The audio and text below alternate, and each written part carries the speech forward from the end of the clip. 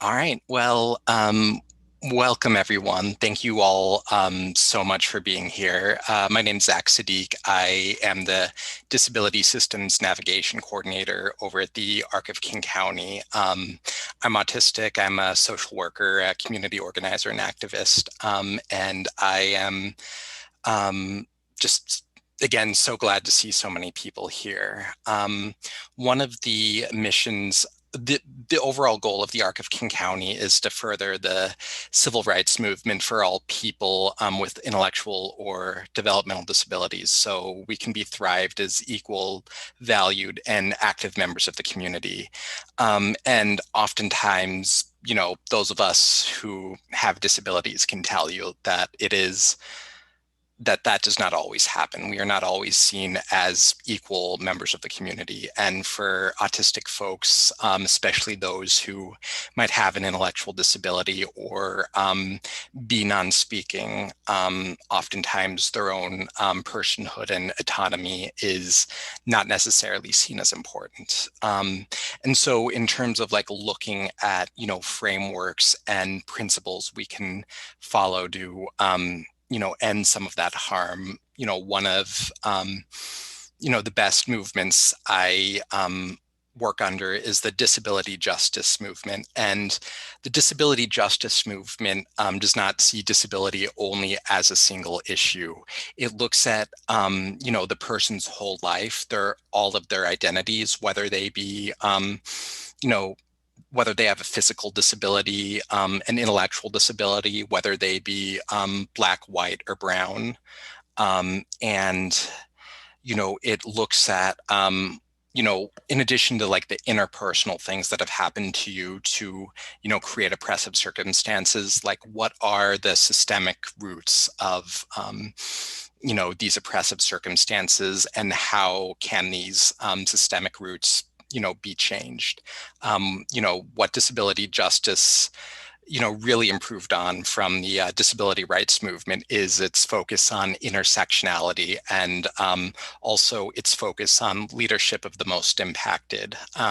In terms of thinking of leadership of the most impacted, a quote from Aurora Levins Morales is that we are led by those who most know the systems, in addition to that meaning the folks who are, supported by the systems. It also means the people who, face the most marginalization and oppression on a daily basis.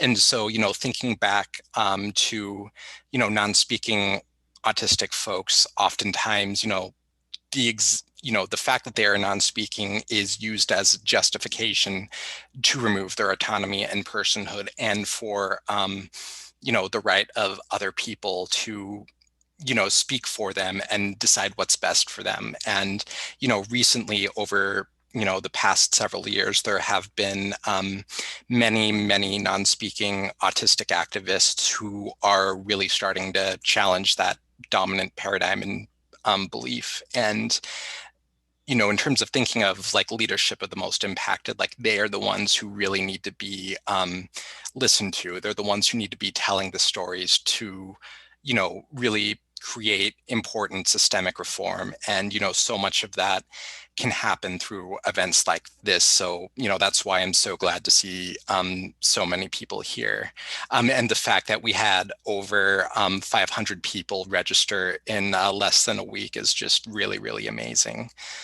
So in terms of thinking about who is here, about 58% of folks are professionals, 20% are parents, 18% are autistic themselves, and 6% are family members. And for those of you who have been adding up the math in your head and realize that adds up to 109%, some people fall within multiple roles. So before we jump to the panelists really quick, I just wanted to cover a few housekeeping things.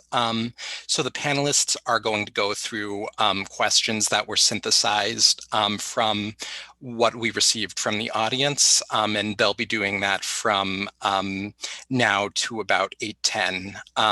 Over the course of the panel, if you have any questions you want the panelists to answer, please type them in chat, and one of the folks from the ARC of King County will be copying that, and they will help us ask the questions later on. I wanted to thank Eric, Francis, Wesley, and Kaylee for helping out with organizing this panel.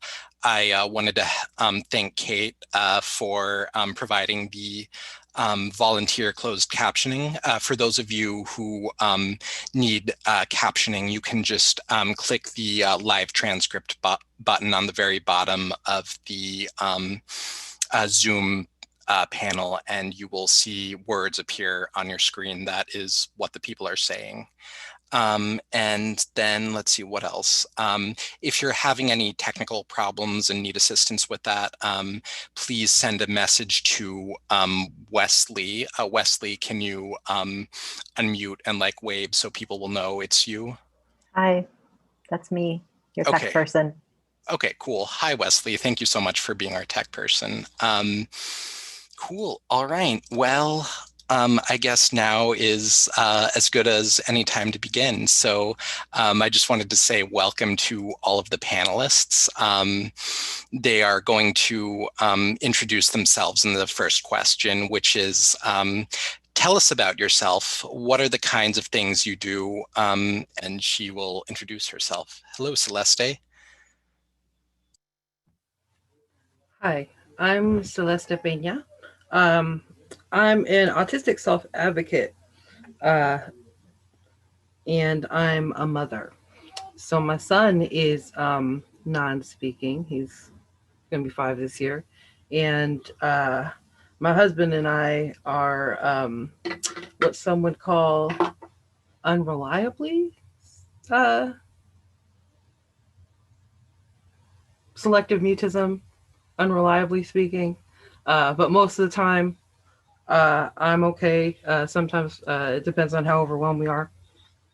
I'm here to talk just a little bit about my experience as a parent, because a lot of times I think people think there's this sort of like dichotomy between what parents think and what autistic people think, and this dichotomy between what non-speaking autistics needs and what speaking autistic needs, when there's a blur between all of those things, because I'm a parent and I'm autistic, and I most of the time can get my words out, but when it really matters, like when the cops are coming to me, I cannot, and so I get arrested.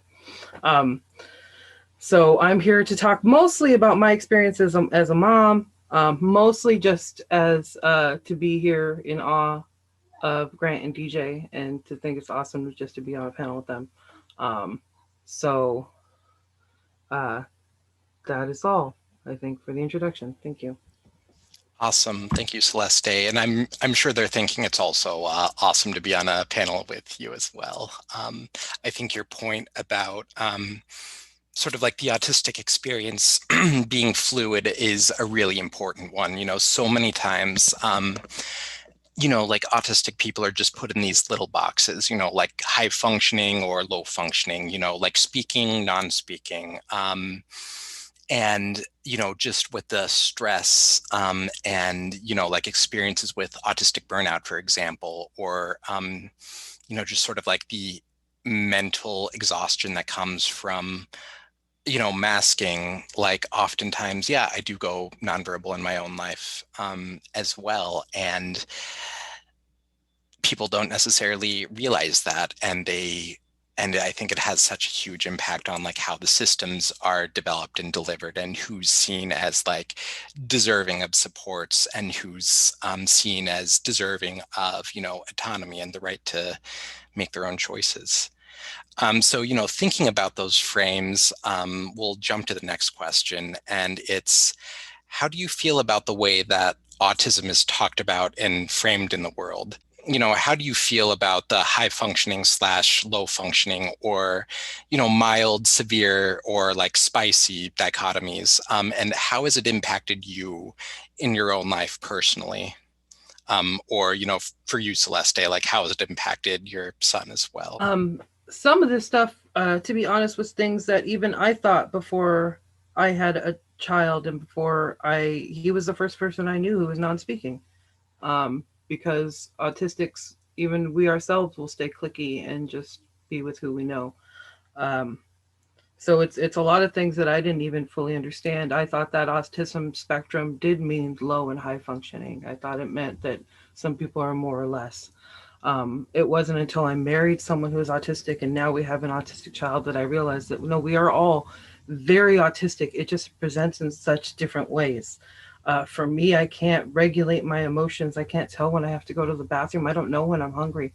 My child, for him, it's motor planning, and he can't always pick what he wants to pick, and he can't always do what he wants to do physically, and he has to use an AAC device. And for my husband, it's social skills.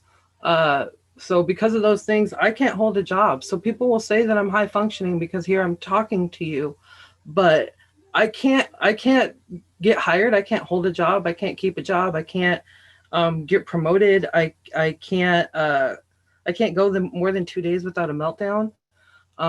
So what is this? What is this?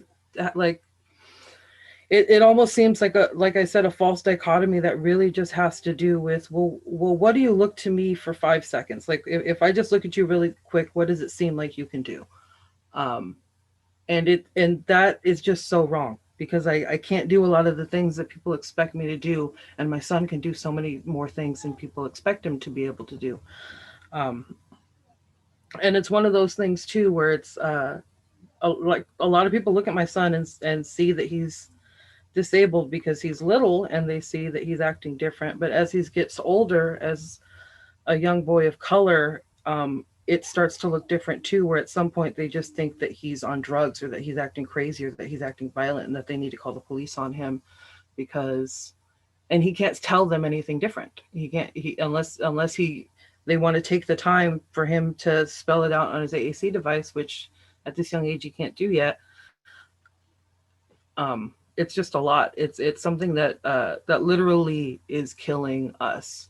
It's making people who supposedly seem high functioning end up having a pressure where they kill themselves, and people who are low functioning have no autonomy and they're being killed.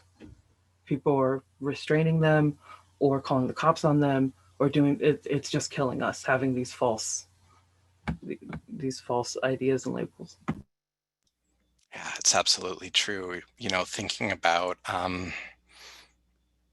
the intersection between like autism and race, like autistic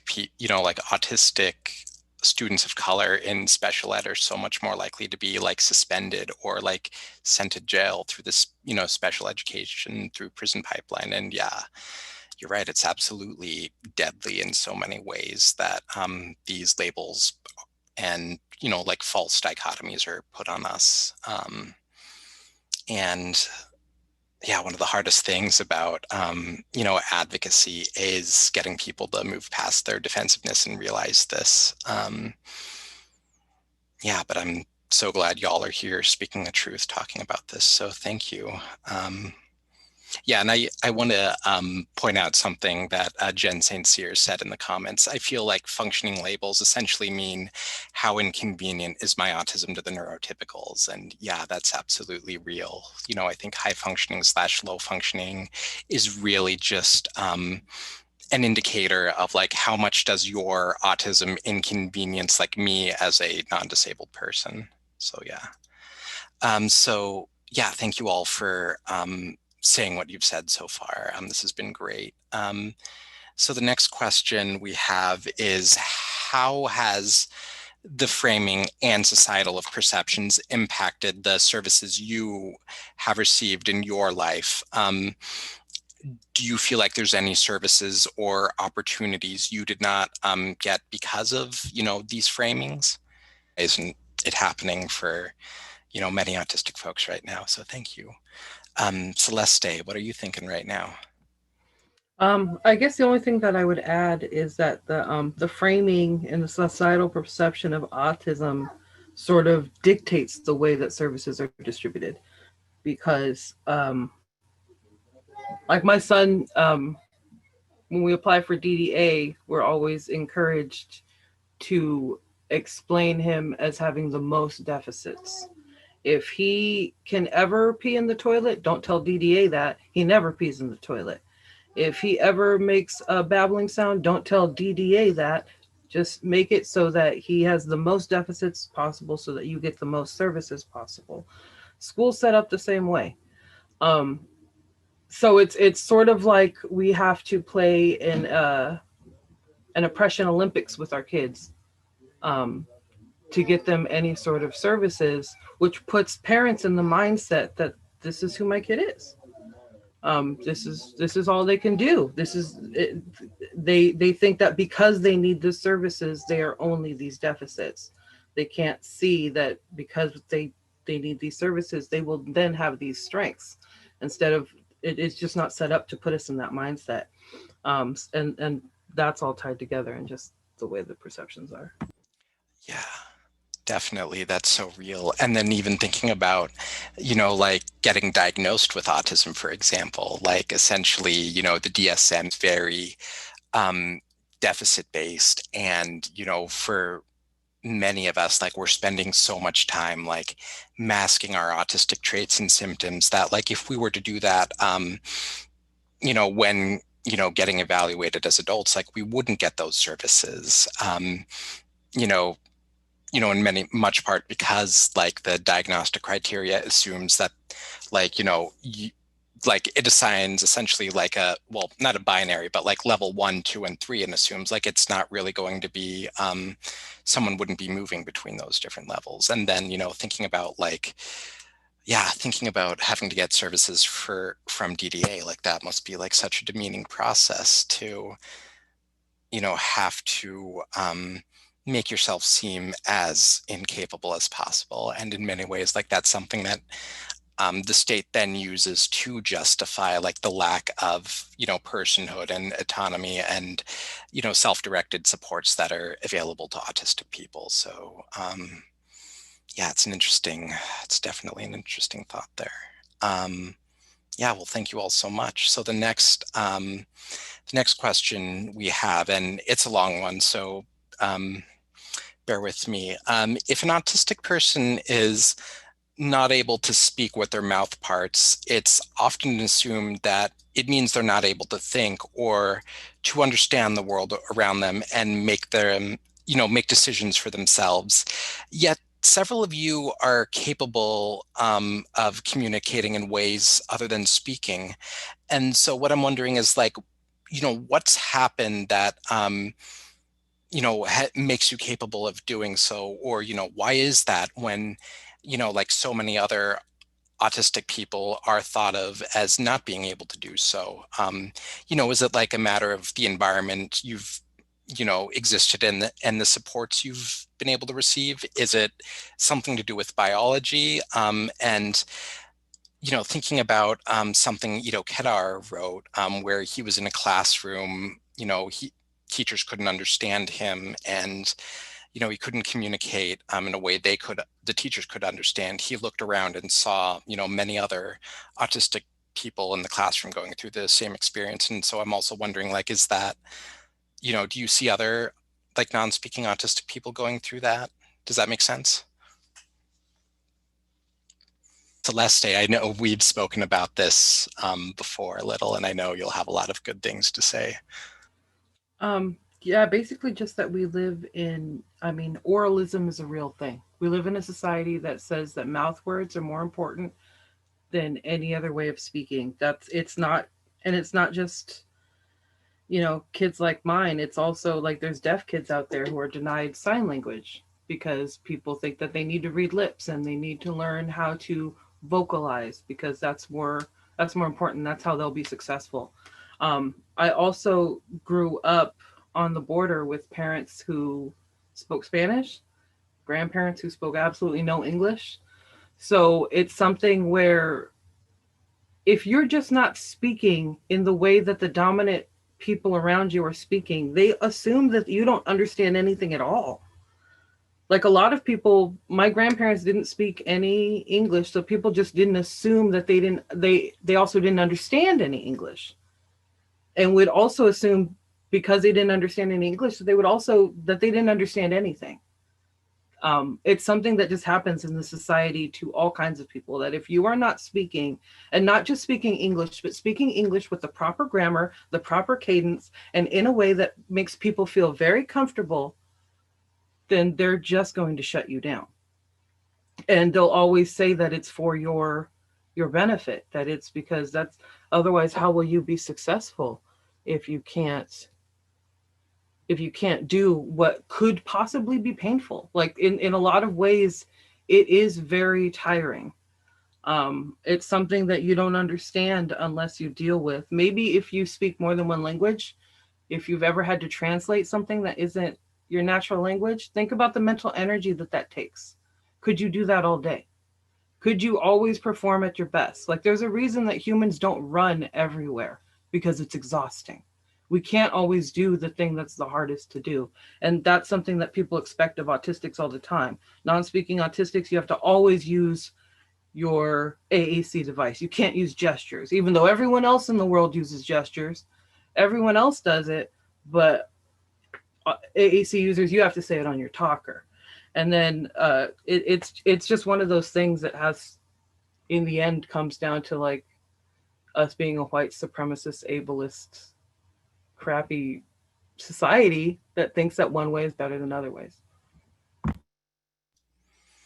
Yeah, that's definitely real. Like it's all connected in so many ways, like language access, be it like to access to AAC or access to like inclusive settings. If your English isn't your first language, it's interesting. It's similar. And then if I can ask, with your experiences of trying to get like AAC or support for your son, like, have you found that folks are like, I had to push to get, my son was diagnosed as autistic at a couple months after he turned 1, and then we got his AAC device before he turned 2. And I had to really push for it. Part of it is that I did go to college for a little while, and I have a background in education. So a lot of it is like I had to have the right lingo, and you had to talk to the right people in the right way, and bring up the right research articles, and push and then get my insurance to pay for it. And it's crazy because once he got it, I realized like he was the youngest AAC user I knew. Me trying to find other people whose kids were his age, and now he's been using it for almost 3 years. And he's still one of the youngest AAC users I know, because most kids don't get access to it until they're in like school, like when they start kindergarten or something, which is why would we deny anyone a language? Like it is a terrible, terrible thing. It's something that happened to me when I grew up. Like I grew up in Arizona, so they wouldn't let us speak Spanish. It didn't help everyone speak English. Not everyone in Arizona speaks immaculate English. All it did was make a bunch of us lose our Spanish and lose any sort of like pride that we had in ourselves. That's what it does. Yeah, definitely a lot to think about there. And one last quick question based on your answer. Like, did you feel that the, folks you worked with were like able to help you like work with your son at home, or were they like not really able to support you in that area around like AAC implementation and usage? I had to fire a couple SLPs before I found one. Yeah. Dang. And the fact that like you're someone with all the like education and knowledge, and you still had to like fight through, fight the system to get what you needed, and that it was still a struggle. I think, what does it mean for those who don't have that, cultural capital to know like what to ask for? If they have a non-speaking kid and the first thing they're told is, no, we can't get that for you for, insurance reasons, like, well, then that might have just cut off, their kids like access to any sort of, communication. And so, yeah, a lot of systemic change. And that's what mostly happens to families of color. That happens to families of color all the time. Yeah, definitely. That's important to point that out. Thank you. All right. Well, I'm really loving the answers so far. And I'm actually genuinely shocked that we're running on time. Like, with any panel of autistic people, that almost never happens. So this is great. So we will jump to the next question is, it's really thinking about like what needs to change. So the question is like, what kind of change do you want to make in the world? What kind of change needs to be made to make it easier for you to exist in the world the way you want to exist? What should speaking autistic people or non-autistic people do to make that happen, in terms of like thinking about, allyship or accomplishment? So thank you. Celeste, I would love for you to finish this off. It's always hard to go after DJ. That's such a good answer. So I would say one thing that I would want to change. There's so many things I want to change about the world, but in regards to this particular topic, one thing that I would want to change, I guess, is just believe people when they tell you their story and what they need. I feel like there's so many times where I talk to people as an autistic self-advocate, and a mom will tell me, well, you don't understand my son's experience, because my son, he bangs his head and he runs into traffic and he does all these dangerous things. And she doesn't realize that's shit I do too. Like, I bang my head and I run into traffic when I'm melting down and I don't realize what's going on. That's shit that I do too. That's also shit that people in my family do, but it's none of your business. And I don't tell you everything that my son does. I don't tell you everything that my husband does, because you don't have their consent to hear these stories. So a lot of times too, they'll just say, oh, well, your son must be different because you don't get it. My son isn't even potty trained. My son does this with his diaper and his penis. And it's like, I don't need to know all that of what your son does with all this stuff. There has to be some sort of privacy and autonomy that we can get as autistic people, and still be able to say, and I need help. Just because I'm able to say I need help doesn't mean I have to now rip myself open and tell you how often I piss my pants, how often I bang my head, how often I've cut myself, how many times I felt like I shouldn't have to do that, but I do. Otherwise, you'll say that I'm not really that autistic. And even if you do believe me, the second you do believe me, you'll pity me, or you think that I shouldn't have a kid, or you worry about his safety now, and I lose all my autonomy. So that's one of the things that I wish that in just the, like, fuck the real world, man. People who even know anything about autism, us here in this group, we need to ditch the labels. It's too much and it's hurting too many people. All it does when you say that someone is high functioning is I lose all services. And then when you tell me that my son is low functioning, he loses all autonomy. And it's not fair. There's no middle ground. And so if you want to help us, you got to trust us, and you have to believe us, and you have to care about us. You have to listen to us. Otherwise, you're just helping somebody's mom, which is great. I mean, if that's your cause, that you want to help people's moms, but if you want to help autistic people, you have to help autistic people. Thank you. That is really real. I think, your answer has made me, think about just like there is so much pain, there is so much like hopelessness that autistic people experience, and parents of autistic people also experience that, but it's so hard to have to sit with that when like when they share like such personal private details about their kids as an attempt to gain some sort of power and control over their lives and narratives, like, and like that shouldn't have to happen. Everyone should be supported in the way they need, including parents of autistic children, and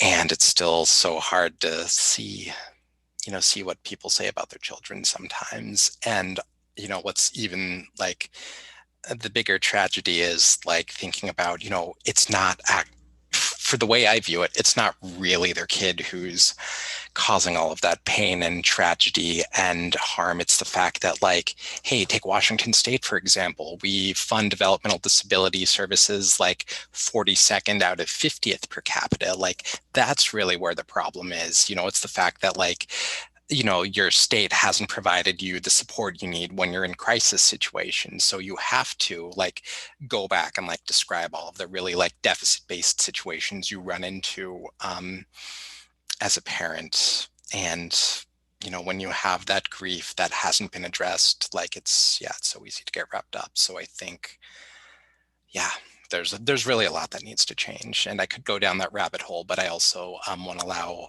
audience questions. So I know folks have been typing and questions into chat, and I believe Francis has been copying them down. So we will go to audience questions next. I will also ask for patience and understanding for DJ and Grant. They had the questions I asked ahead of time, but for these audience questions, they'll probably be able to answer them, but it might take them a while to type them. So, Celeste or, either DJ or Grant's parents might also step in and answer the questions while DJ and Grant are typing them. So, yeah. And while he's typing that, Bella from in the chat said, I feel less support from the speaking autistic community. And I think, that is an important thing to recognize. Like speaking advocates absolutely do need to listen to voices of non-speakers.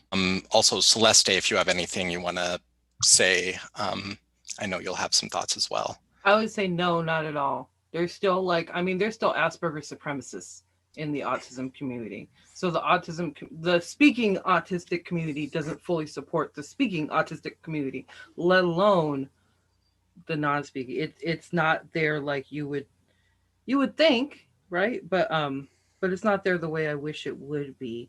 There's a lot of times that I do like we get invited to events that are for autistic kids, but they did not think about how my son would participate. That really it's for autistic kids that are talking and just have like can't make friends or something. It's not for autistic kids who have full sensory issues or who can't handle the lights or anything like that.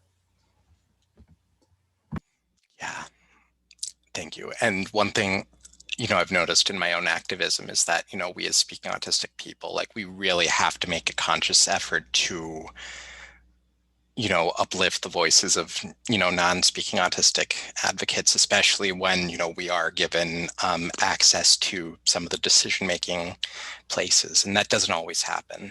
And I do think... I'd like to say that I do as an advocate, but I mean, is it for me to say? Right. I'm not, I mean, it would have to be, who knows, maybe my son would be like, nah, you could do a lot better. True. It's real.